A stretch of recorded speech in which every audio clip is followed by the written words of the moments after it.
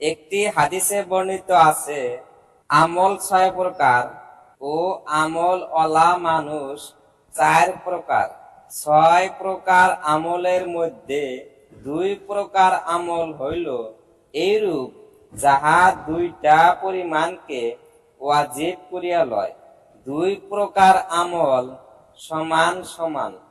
আর 1 প্রকার আমলের সওয়াব হইল 10 গুণ। অন্য এক আমলের বদল হইল 700 গুণ। প্রথমোক্ত 2 প্রকার আমল হইল, যে ব্যক্তি শিরক না করিয়া মারা গেল সে নিশ্চয় বেহেশতে প্রবেশ করিবে, আর যে ব্যক্তি শিরক করিয়া মারা গেল সে নিশ্চয় জাহান্নামে প্রবেশ করিবে।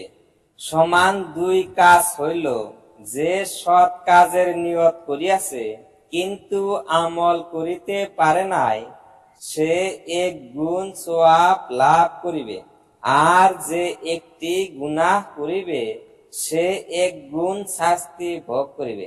আবার যে একটি নেক কাজ করিয়া ফেলিল সে 10 গুণ সওয়াব প্রাপ্ত হইবে, এবং যে আল্লাহর রাস্তায় দান করিল সে প্রতিটি দানের পরিবর্তে 700 গুণ সওয়াব প্রাপ্ত হইল।